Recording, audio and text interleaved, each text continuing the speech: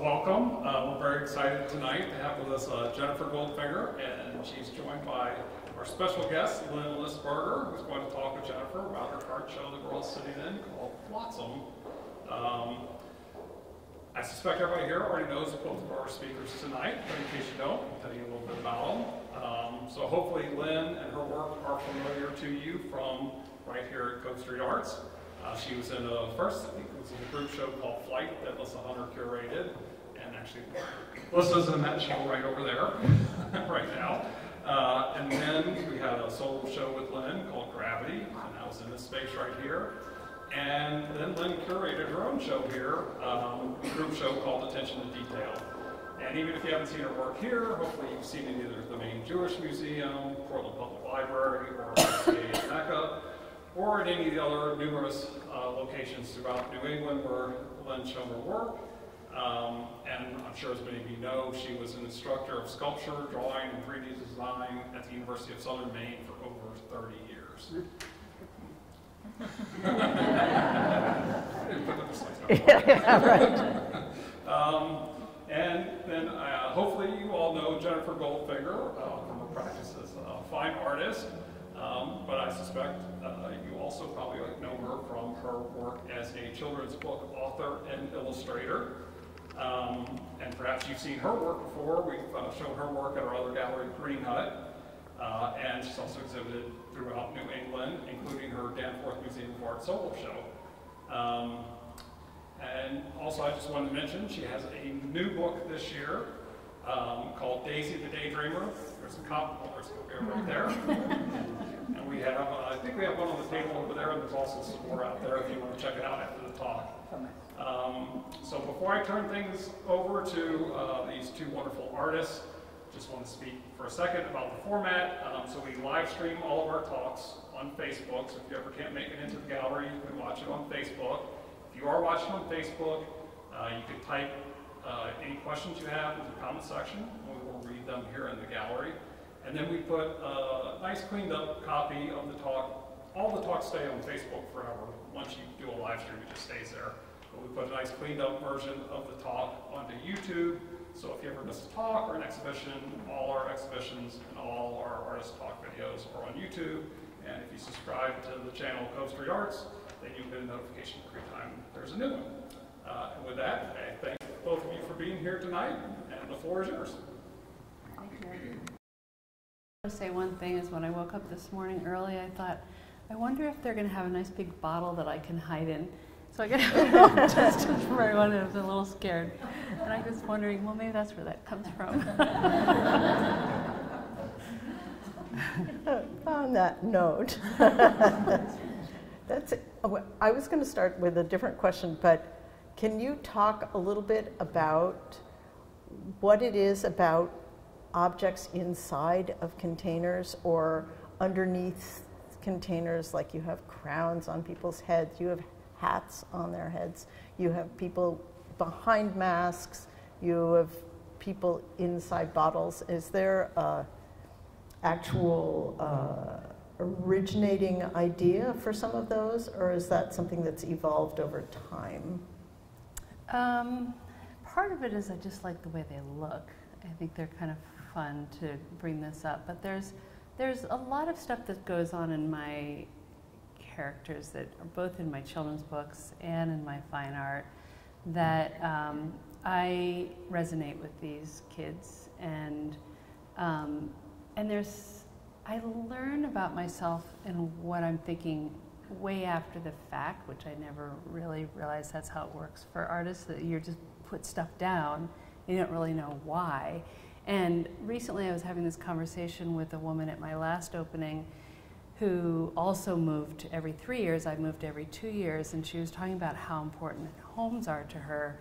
And I said, yeah, I considered being an architect, and I love architecture, I love design, and a home and nesting and a clear space is really important to me. And as we're talking, she looked up and she said, all these kids have houses on their heads. And we were like, oh my gosh, that's funny. So, you know, it kind of happens organically, and I don't know what's going to happen until afterwards. And in fact, I had a conversation with a friend of mine. My old next door neighbor when we lived in Boston was the head of the art history department at Harvard.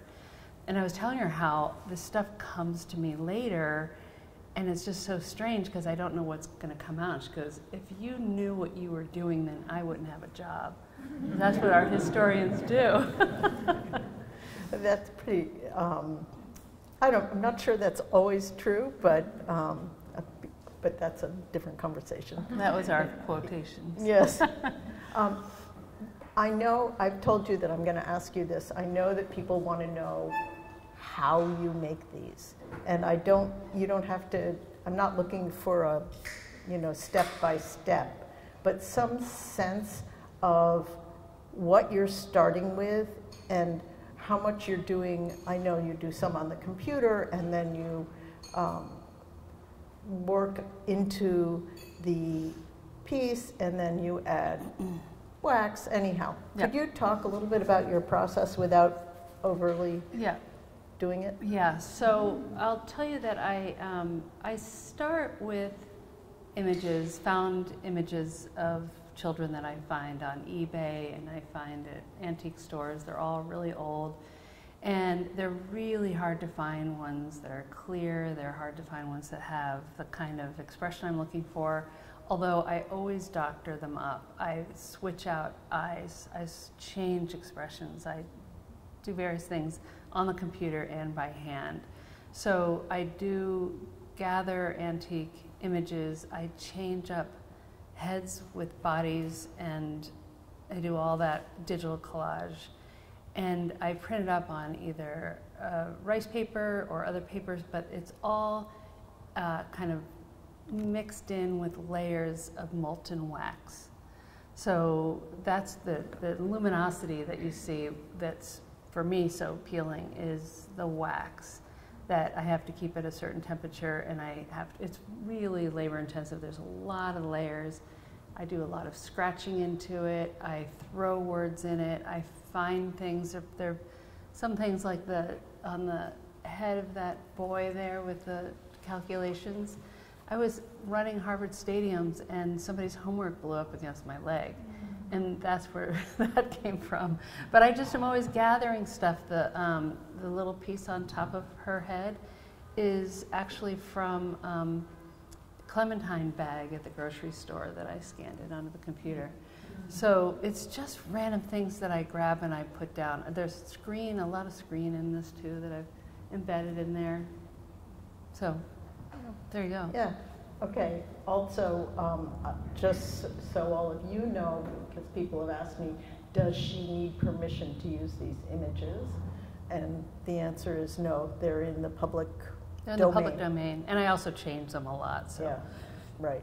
So she's not finding somebody's family pictures and, unbeknownst to them, blowing them up and putting flowers them another life. Right. There are so many things to talk about, but I think that going back to this talk about this, what you were saying about moving every 2 years, I see in these pieces, in all of these, the expression, there's a kind of maybe quizzical expression and also a kind of defiance at the same time.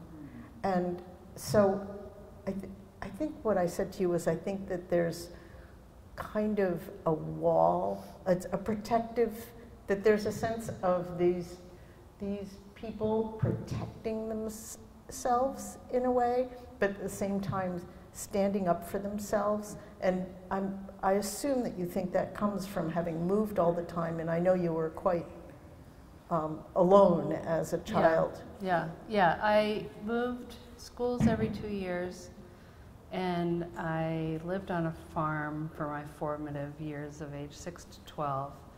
And in that time I was alone a lot, and my parents were, I don't know what they were doing, but I was drawing a lot, I was doing a lot of music. I did spend a ton of time at home alone.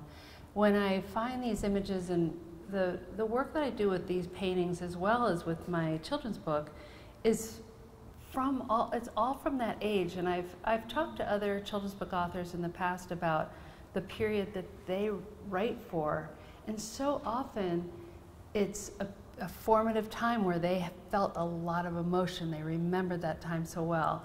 So in my books and these are all in that age range where I'm just so familiar with it. And I feel as if I still know what it feels like to be a 6-year-old. Like I could totally relate to 6-year-olds. I know what's going on in their head and I'm still there. So that's part of it. Also, when I find these pictures, it's funny when you look back at old pictures or black and white and you don't really connect with it necessarily. It feels like a different time. But with these kids, I just feel like you know that they were running around like crazy before they were told to come in and get their picture taken. Or they're, some are from school pictures and some are from very formal pictures where they kind of had to hold something and stay really still. And they're going through all kinds of stuff in their own heads of what they're going to do next. And I just feel like that's often in these as well. And the kids that are more sort of well-behaved, I don't appreciate as much. I like the complicated ones, Yeah. And in fact, I always work with this age group, and I found that when I've looked at school pictures from kids that are a little bit older, they're so well behaved and they're smiling like they're supposed to. And every once in a while, though, I look at them all very thoroughly anyway, every once in a while I'll find, like, there's one picture I had where there was a guy holding a rock over another girl's head. He was the only one that was like getting, he's a troublemaker, surely, but anyway. Well, now, it's interesting to me when you said you start with black and white photographs. You use color in a very sparing way in your paintings, and yet in your children's books, there's plenty of color. And so I'm wondering what your thoughts are about color and what its relevance is in a painting as opposed to in an illustration, which I think are different, similar but different. I'm really attracted to monotone colors. I dress in monotone colors. I like decorating my house in monotone colors. I like colors that have a spark of a color, like that black and white and grays, and then you see just a pop of color. It just really attracts me. It just makes me a little buzzy inside. So that's a lot of it. And in fact, I also do ceramics, and I'm doing the same thing. I'm just doing blacks and whites and a pop of color. It's just what I do. But I have to say that with this most recent book that I did, my art director kept saying, could you put a little more color into it, please? Because I was sometimes making it a little dark. But yeah, I really push myself. I do love color, but I sometimes feel overwhelmed by it. Yeah. Does anybody here not feel overwhelmed by color? Yeah. Then, do you want to talk a little bit more about the children's books, or actually, to back up, did you come to painting first, or to illustration first, or was there a kind of parallel path? No. Well, I was an art major in college. I did teach myself how to do realism. So for a while I was doing trompe-l'oeil murals, so I can paint anything and draw anything, but it's really boring. So I don't do that. And so I've been spending the last 30 or 40 years trying to undo that. And with the children's book, so I was doing some trompe-l'oeil after college, and then in 2001 is when my first book came out, which was with Little Brown, which I don't have here.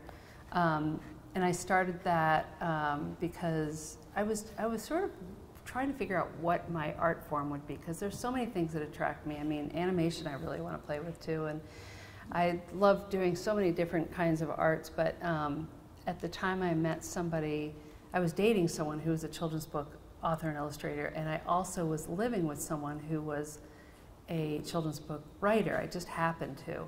And the children's book author illustrator that I was dating broke his wrist mountain biking while he was finishing a book by Robert L. May, who wrote Rudolph the Red-Nosed Reindeer. He wrote a second book that his daughter found in his attic. And it wasn't a very good book, but it's a famous book.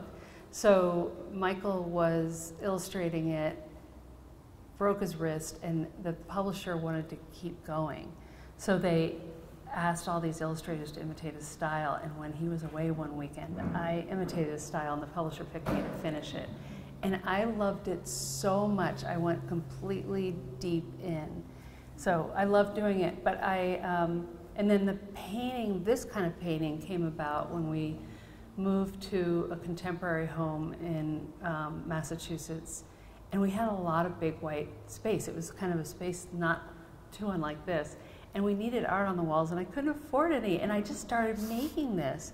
I was like really excited about this medium, and I tried to make stuff that looked like encaustic, and then I took a class on it with the organization that actually makes the paints in Kingston, New York, and learned how to do it. So I just started making art for my own house, and I realized that I would get so into it with both forms of art that I would get burnt out. And it's just something I've learned in the last few years, that I have ADHD, and that's what this book is about, was when I found out that I had that. And I hyper-focus on something, I get so excited about it that that's all I want to do. So I do, and then suddenly I'm like fried. I always finish my books before they're due. I always finish my art before they're due, unlike most people with ADHD. But so I end up just toggling between the two. I do one, and then I get fried and I go to the other one. But when I'm doing one, I barely think of the other. Strangely, like I almost forget I do it. Yeah.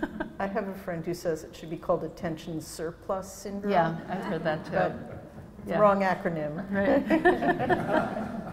But so then also I know that you have been a swimmer, and you're still swimming.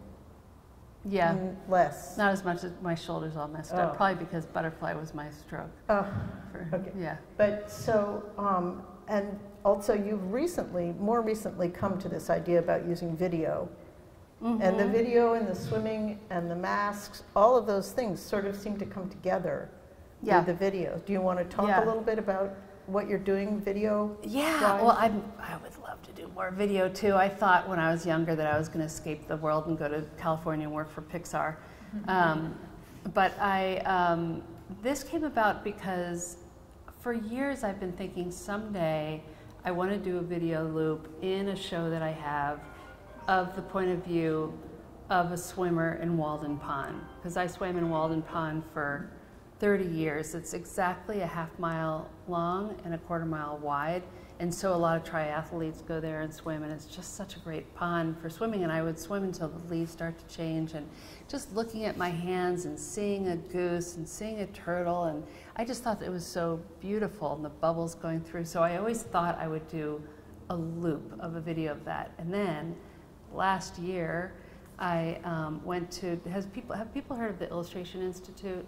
Scott and Nancy Nash started this amazing organization on Peaks Island, and they had the guy from Wallace and Gromit and Creature Comforts come and do a workshop for us on stop motion animation. So then I really messed with my head, because I was like, okay, now I'm not just going to do a loop with my point of view. I've got to now do stop motion animation.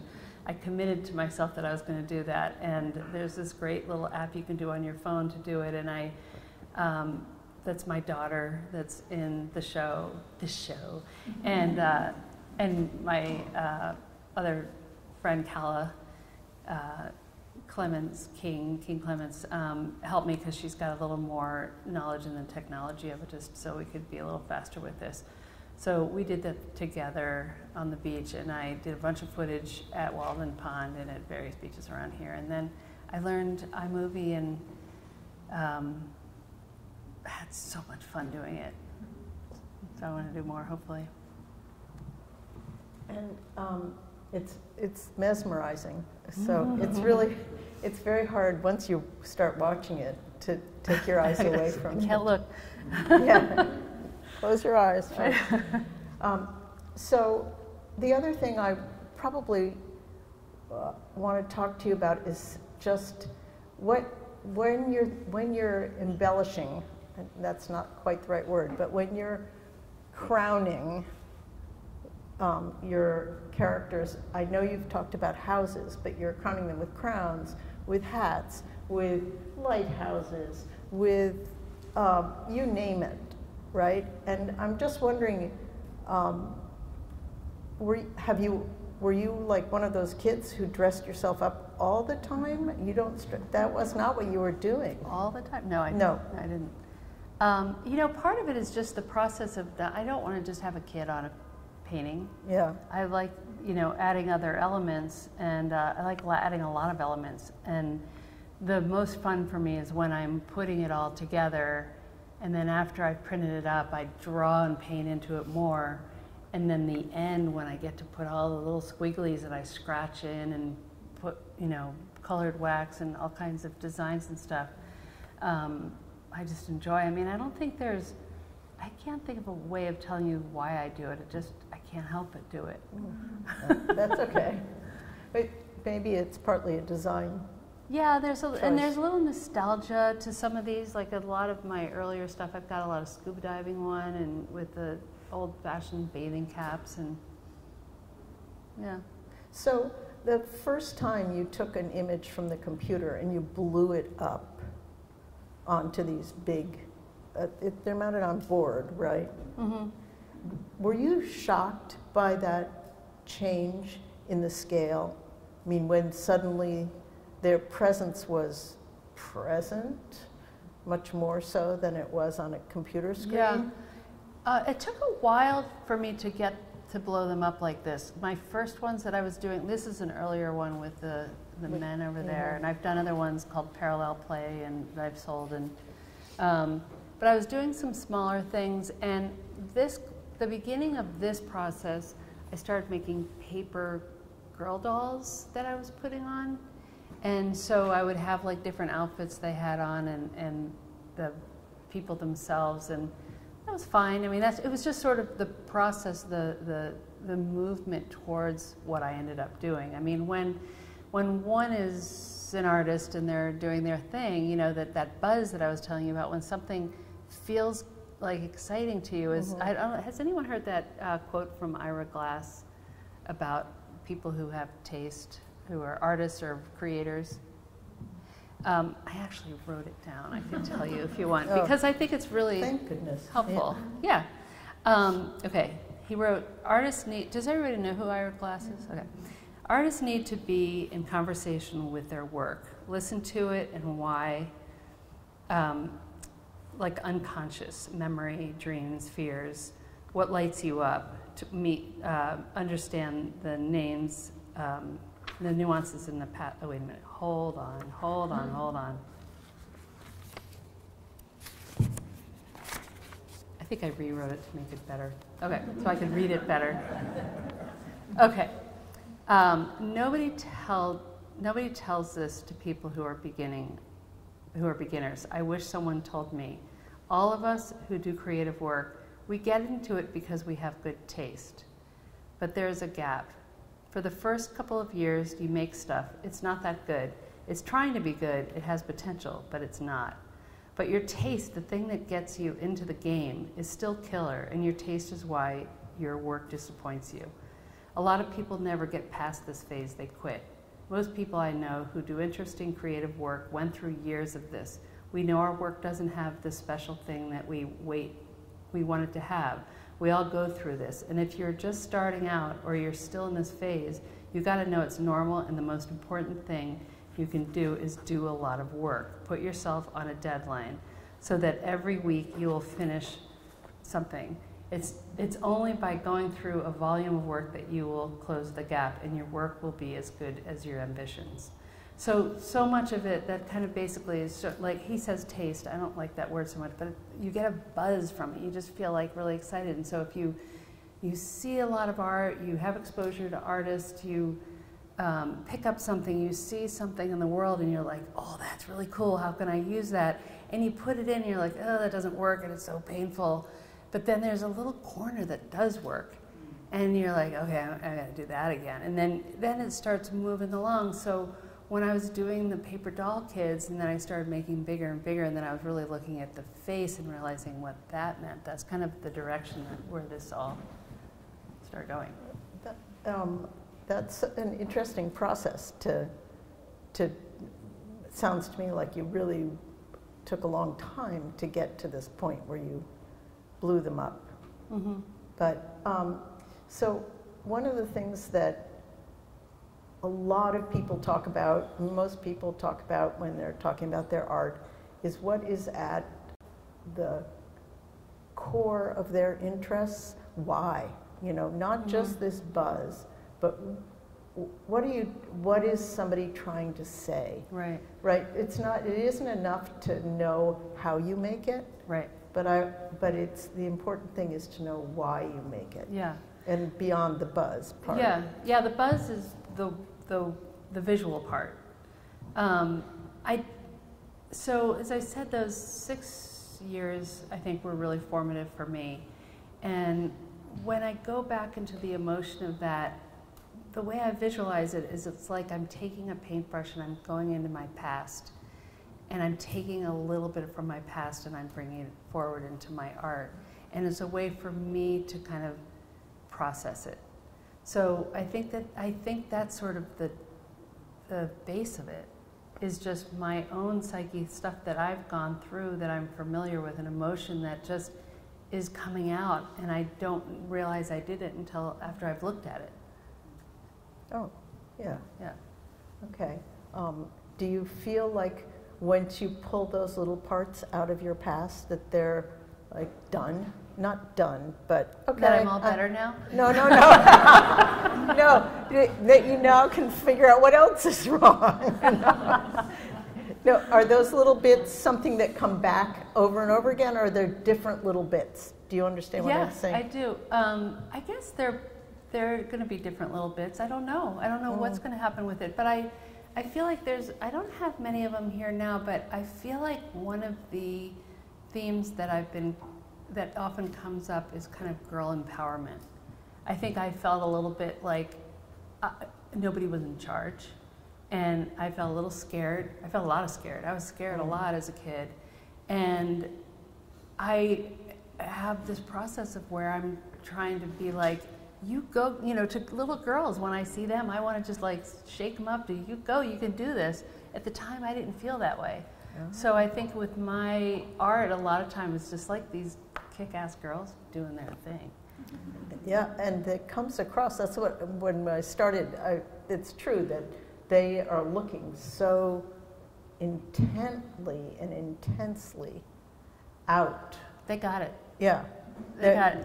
Yeah, they do, and I think that's very hard to capture that sense, especially with such old, these vintage photographs to begin with, and so you're bringing them very much into the present, which and into the space that we're in. Right. Right. I mean, you can't avoid them. They're right here in front of us. So Yeah. I think that's very exciting.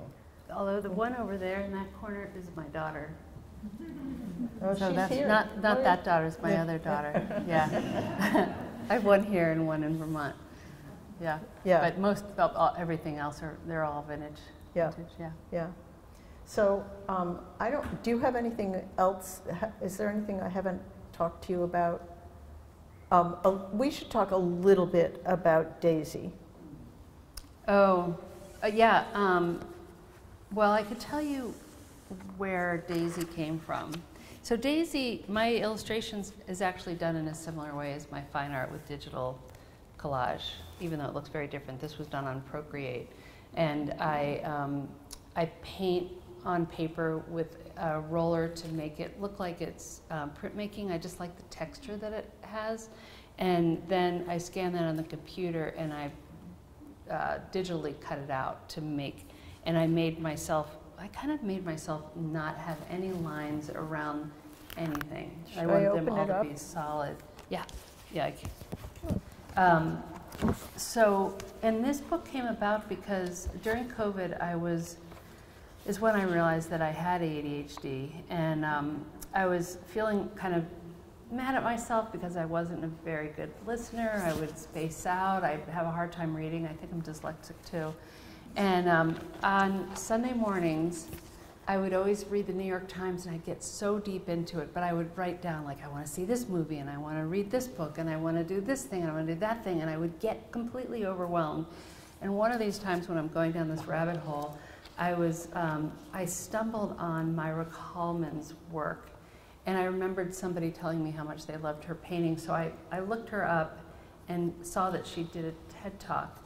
And in her TED Talk, she was talking about how lucky she is that she's a daydreamer and an artist. And it was the first time I thought, I'm a daydreamer. I'm an artist too. And she was saying how she'd been to so many TED Talks, and she would sit there and draw, and she said, I had no idea what they talked about, but I drew this beautiful onion. And I was just like, oh my God, that's just like me. And look at the way she's looking at it. It's such a better way of looking at it than like, oh my God, I'm such a loser. So it kind of brought me around to realize that it's actually kind of a superpower. I mean, it is a superpower. There's a lot that I've gotten from that and from her. And so that's where the book came from. And I work really hard to use as few words as possible in my books. You know, children's books come in 32 pages usually, sometimes 40. And generally I try to keep under 200 words. And it's so hard to do it so that you have a beginning, a middle, an end, a resolution, an arc, all of that in just this much time. And actually this morning I was looking up, I remembered, people have probably heard this before, I think it was Mark Twain had said, sorry I wrote such a long letter, I didn't have enough time to make it shorter. So one of her ways of not using words is to use such powerful visual images. So this poor girl gets stuck, I mean, the cloud. Yeah, this was a really, my editor is like, this is so complicated and so simple at the same time.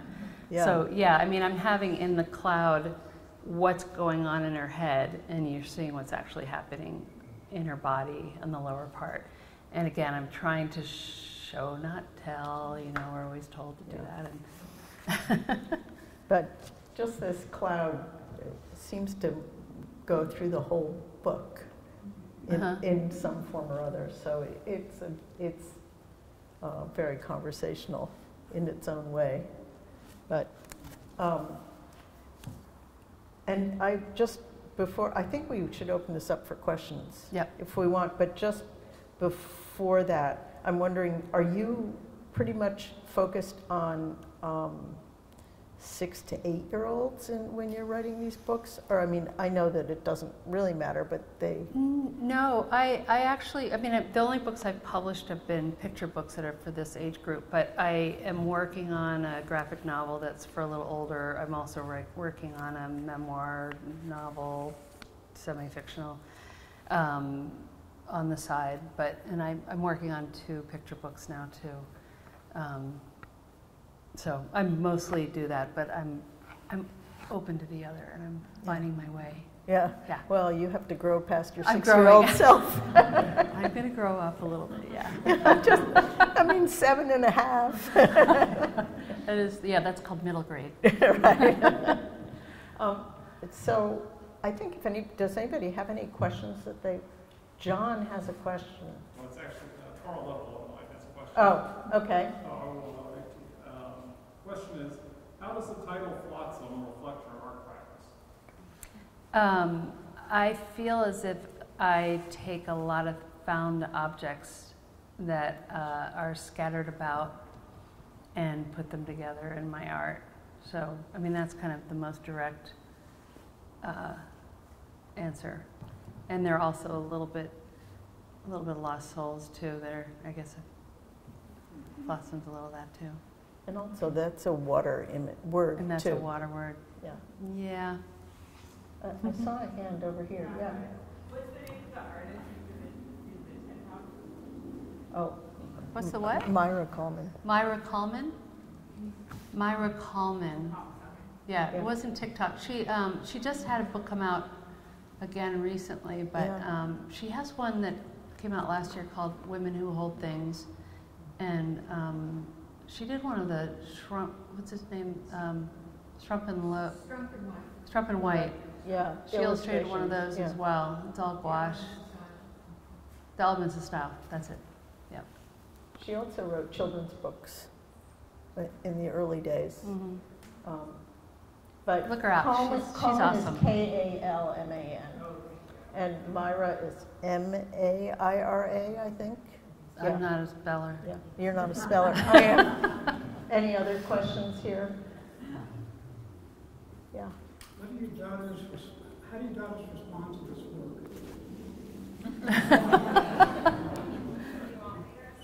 Sure. Yeah, why not?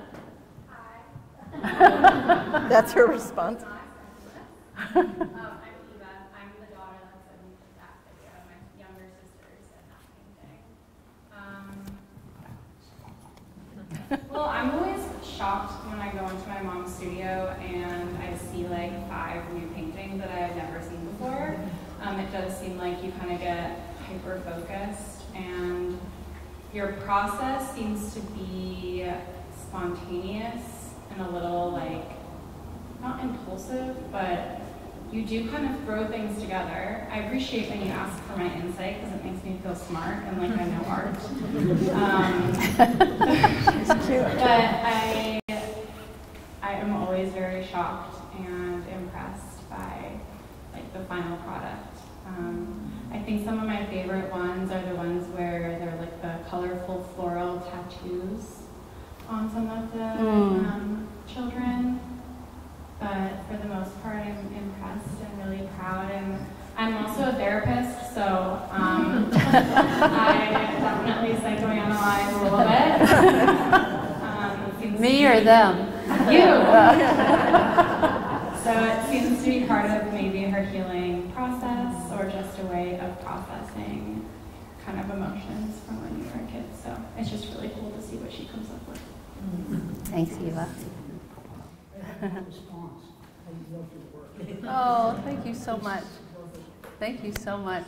If anybody's interested, this painting here with the tattoos, where it came from to be doing that it's just a silly thing. I mean, it doesn't seem very deep, but I was at Costco and I ran into a friend of mine who has 3 really rambunctious little kids, 3 boys, and she gave them all pens to play with, ballpoint pens, while she shopped, and they drew all over each other. And they look so cool. Desperate mother, desperate times. Are there any other? Are there any other questions? This is beginning to lose its battery, I think. We can share. Check one. Oh, there we go. I hit something wrong. Are there any other questions? Yep. Oh, there we go. Yep. I have a question. I love this. I love all of them, and they're all very personable and great personalities. But I would love to know which one you relate to and you draw to the most of your artists, of your other forms of artists around you. Of my art, like which are some of my favorites. Looking back at us. I have to say, right after I do one, I'm like, oh, this one's my favorite. You know, right after I do it. I remember when I did this one, I did this right after we were in Iceland, and I saw a cow that actually looked like that with a big round dot on it, and it's called Drottning Cove, which stands for Queen Cow. But I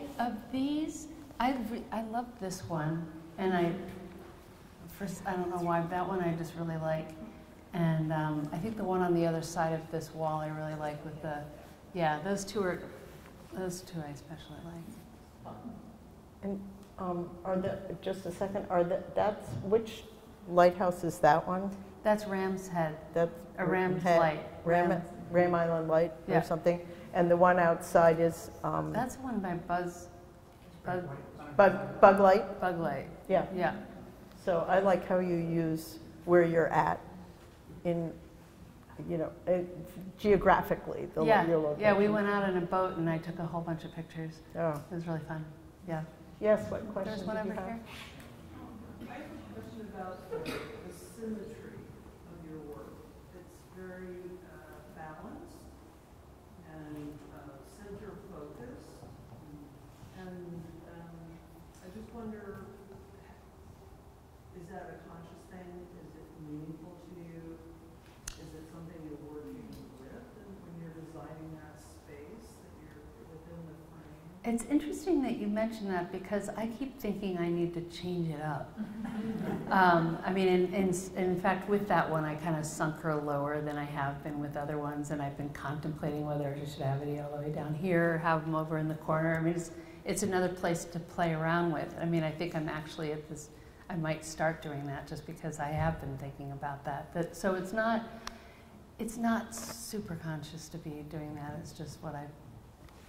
Well, yeah, you're right. It's also, I mean, I think the other question is, why does it work? I mean, you're not really supposed to make something centered and symmetrical on the canvas. Yeah, you're right. And yet, and I think that one of the reasons is partly the way the eyes are looking out at us, but all of the stuff that you're doing around, all that little stuff, the scratchy in and the numbers and a tattoo on an arm and all that stuff. But otherwise, I mean, you really shouldn't be successful at smack. That's what you need an art historian again to tell you why. I know. She likes this work though, that person. Yeah. Did you have a question? I was just only going to comment on how I feel the centeredness kind of adds to the direct impact of relating with this person. Like they're front and center, like you can't ignore them. They're just, you know. Yeah. I think it really enhances the connection. Yeah, absolutely. Yeah. Any other questions here? Oh, John has one online again. Another online question from Liza. Your art and your children's books have subjects, main characters at the same age, that they are so different. Can we assume that you are working things out in your children's books as well? Absolutely. Yeah, and I do think too. I mean, I'm working stuff out, but I also, like I said, I have memories of these emotions, and these kids are still having these emotions. With this one, Hello, My Name is Tiger, with HarperCollins that I did a few years ago. That one was about, that one actually comes back to a little boy who was Eva's friend when she was little, who wore his red footy pajamas for 4 months straight, and he called himself Clifford the Big Red Dog, and he would not take them off, and the only time she could wash them was when he took a bath. And so that's where this story came from. But it was a kid who was working stuff out. Like it was his way of hiding and being different. And he ends up in a tree because that's what cats do. But then he realized that cats don't really climb down trees, but monkeys do. And there's a little boy that's a monkey who's going through the same thing. He was up in the tree and helps him down. So there's a lot of things that kids go through that I'm recognize as someone who was a kid and someone who had kids. And you know, and when with my own kids, when they were going through stuff, I sort of feel like I could see that I know at one point one of my kids was feeling as if everybody else had it figured out, and why was she having such a hard time? And I really wanted her to know that actually everybody's having a hard time, and you're just in your body, and you feel like everybody looks like they're looking at you thinking you've got it figured out, you know. So it's the kind of thing that comes up for me because I can feel sad and frustrated when kids are feeling that way, and they get exposure to something like this and they can feel more comfortable about it. Good question. Have you thought about doing a pixelation or animation of the graphic novels you're working on to make them sort of accessible to a different audience, for more children or online or on TV or whatever? Well, the graphic novel that I'm working on is about a kid that grew up in a snow globe, and it was from an experience that I never lived in a snow globe, but you thought about it. But I lived in a place where my family had kind of a whole different politics than I did, and I couldn't relate to all the people around me, and this kid kind of feels like this in the snow globe. While I was illustrating it, I had this song from the Polar, what's the name of that? What was that book? The bear that was floating around? Not the Polar Express. Not the Polar Express. remember there was a video with a kid that was floating around with the snowman. The snowman. It's called the snowman. That music from the snowman was in my head, and I would love for this graphic novel that I'm working on to be a movie. So I totally picture it being a movie or something, but I don't imagine doing it. There's someone I know who's actually working on potentially making Daisy into a television animation, but you never know. So, yeah. Anybody else with questions? Is there another one online, John, or not? No. No, that's the online questions. Anybody? I mean, it's a thrill to look at your work and to sit with it all around. Thank So you. I really appreciate that you gave me this opportunity to talk to you about it. Thank you so much for coming out and helping me with this. It made me less scared. Oh, right. I was the oldest of lots of children, so yeah. Oh, okay, Yeah. good. You can come with me everywhere I go. Okay, that's good. I guess that, I think that's, has that been about in however Is there much anything else? time? Is that a wrap? That's a wrap. Right, Thank you guys for coming. It was really nice to have you here.